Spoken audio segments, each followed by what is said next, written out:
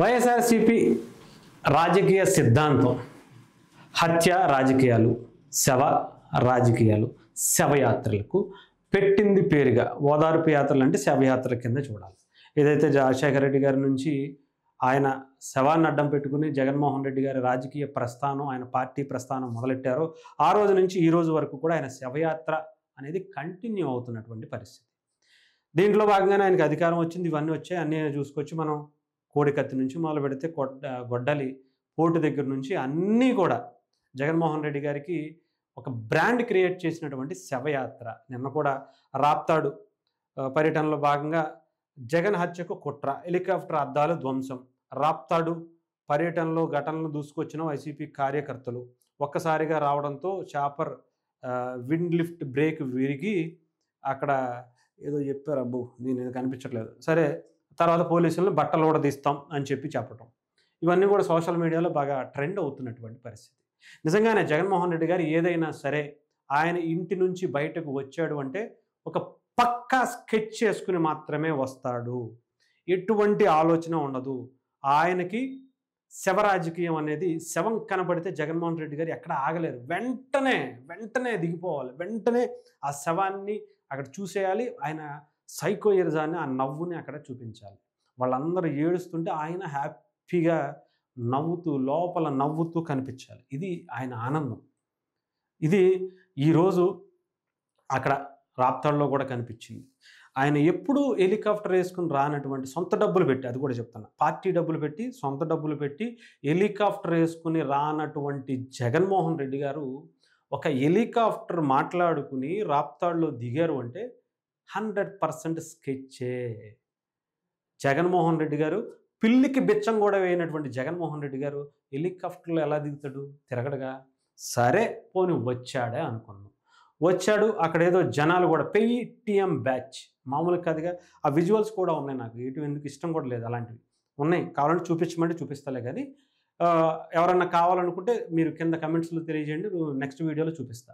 జగన్మోహన్ రెడ్డి గారు వైఎస్ఆర్సీపీ నాయకులు డబ్బులు పంచుతూ ఈ మీటింగ్కి రావాలి అని చెప్పి మనిషికి 1000 రూపాయలు, చాలా క్లియర్గా చెప్తున్నా, 1000 రూపాయలు క్వార్టర్ బాటిల్ బిర్యానీ కొనిచ్చినటువంటి వీడియోస్ కూడా నా దగ్గర ఉన్నాయి. నిన్న రాప్తాడులో వైఎస్ఆర్సీపీకి సంబంధించినటువంటి నాయకులు పంచుతున్నటువంటి వీడియోలు. సో ఆ వీడియోస్ అంటే చాలా క్లారిటీగా జగన్మోహన్ రెడ్డి గారికి, వైఎస్ఆర్సీపీకి ఆ డబ్బు, మద్యం, బిర్యానీ లేకపోతే వాళ్ళ రాజకీయ జీవితమే ఉండదు. సో అలాంటి వాళ్ళందరూ కూడా వచ్చి అది కూడా ఎక్కువ మంది నేను రాలా, తిప్పి కొడితే ఒక 1000 నుంచి 2000 మంది ఉంటారేమో దాంట్లో. అది కూడా చూపిస్తాను ఒకసారి.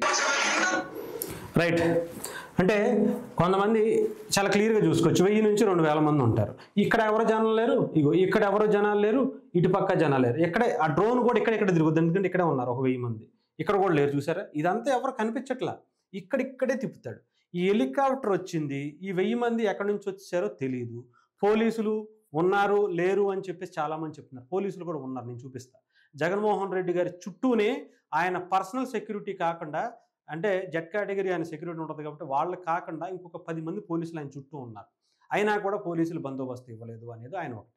ఇకపోతే ఇక్కడ హెలికాప్టర్ వేసుకురావటం అనేది ఒక పక్కా ప్లాన్లో భాగమే. అయిపోయిన తర్వాత దీంట్లో హెలికాప్టర్కి ఏదో అద్దాలు పగిలిపోయినాయి అన్నారు. జస్ట్ చిన్న క్రాక్స్ ఎరిగినాయి. ఆ డోర్ని, అంటే కొంతమంది ఈ వైసీపీ నాయకులు అసలే కక్కుర్తి నాయకులు కదా, కార్యకర్తలు కూడా, వీళ్ళు చెప్పిన దానికన్నా ఎక్కువ చేస్తారనమాట.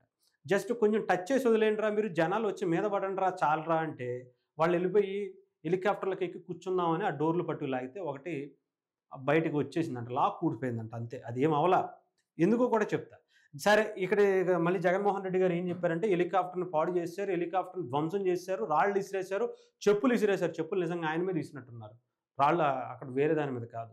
రాళ్ళు ఎందుకు ఇసురుతారు, ఎవరి మీద ఇసురుతారో ఆలోచించుకోండి. ఇష్టం లేదనే కదా, అంటే వైసీపీ నాయకులు కూడా ఇష్టం లేదేమో అనుకోలేదు. ఇప్పటికీ పోలీసులు కొంతమంది చెప్పారు రాళ్ళు ఏమి ఇసరలేదు అని, కానీ వాళ్ళు క్రియేట్ చేసుకుంటున్నారు. ఒకళ్ళు ఇసిరితే ఎందుకు ఇసురుతారు, వైసీపీ నాయకుల మీద, జగన్మోహన్ రెడ్డి గారి మీద ఇసురుతారా, వాళ్ళ మీద వాళ్ళ నాయకులే, వాళ్ళ కార్యకర్తలు ఇసురుకుంటారా? చెప్పులు ఎందుకు ఇసురుతారు, వాళ్ళ మీద వాళ్ళే ఇసురుకుంటారు అనేది కూడా ఆలోచించుకోవాలి. ఇకపోతే ఇక్కడ ఈ హెలికాప్టర్ ధ్వంసం అయిపోయింది, నేను ఇంకా కారులో వెళ్ళిపోతున్నాను బెంగళూరు అని చెప్పి బయలుదేరి వెళ్ళిపోయారు, రోడ్డు మార్గంలో వెళ్ళారు అని కూడా అన్నారు. సరే, మరి జగన్మోహన్ రెడ్డి గారు వెళ్ళిపోయినటువంటి ఒక గంటకో, అరగంటకో హెలికాప్టర్ ఎలా వెళ్ళిపోయింది?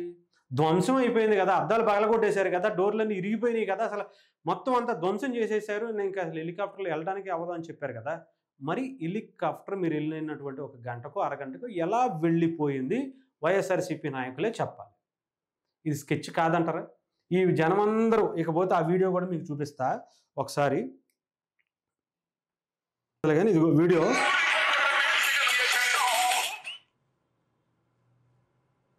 ఇదిగోండి. ఈ వీడియో చూడండి. ఈ వీడియోలో చాలా క్లియర్‌గా అతను డబ్బులు పంచుతా ఉంటాడు. వైఎస్ఆర్‌సీపీకి సంబంధించినటువంటి నాయకుడు ఈ మీటింగ్‌కి ముందు వచ్చిన వాళ్ళందరికీ రూ. 2 500 నోట్లు పంచుతూ వెళ్తున్నటువంటి పరిస్థితి.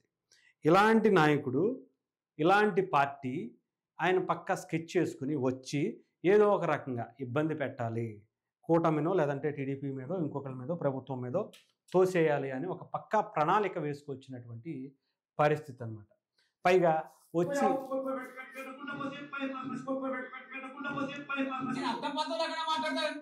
ఈయనేదో మళ్ళీ జోగుడా ఇక్కడ అంత కామెడీ చేస్తూ ఉంటారు కదా జగన్మోహన్ రెడ్డి గారు. సో ఏదేమైనా కానీ ఒక పక్కా ప్రణాళికబద్ధంగా అటు జగన్మోహన్ రెడ్డి గారు వేసుకొని వచ్చినటువంటి ప్లాన్ అంతా కూడా బెడిసి కొట్టినట్టుగా తెలుస్తూ ఉంది. ఆయన మొదటి నుంచి వచ్చినప్పటి నుంచి హెలికాప్టర్ తీసుకువెళ్ళినప్పటి నుంచి రోడ్డు మార్గానన్నా, శవ రాజకీయాలన్నా ఇంకా అన్ని రకాలుగా దాన్ని సోషల్ మీడియాలో హైలైట్ చేసుకోవటం కోసం ఒక పట్టి తీసుకొచ్చినటువంటి ఒక డైలాగ్‌ని తీసుకొచ్చి అక్కడ మాట్లాడి ఏదో ఒక విధంగా వెళ్ళిపోవాలనే ప్రయత్నం జగన్మోహన్ రెడ్డి గారు చేస్తున్నారు తప్ప, ఆయనలో ఉన్నటువంటి ఏదో అంటే పార్టీ నాయకులు పారిపోకుండా ఉండటం, అంటే వేరే పార్టీలోకి జంప్ అవ్వకుండా ఉండటం కోసమో, కార్యకర్తలు వేరే పార్టీలోకి వెళ్ళకుండా ఉండటం కోసమో ఒక డైలాగు నెలకోసారి ఒక డైలాగు పట్టుకొని వస్తాడు. ఆ డైలాగ్‌ని పదే రిపీట్ చేస్తూ ఆ సోషల్ మీడియాలో చూపించుకోవటం, హైప్ క్రియేట్ చేసుకోవటం తప్ప ఎటువంటి ఈ శవ రాజకీయాలు దేంట్లో కూడా ఉపయోగం లేనటువంటి పనిగానే మనం చూడాలి.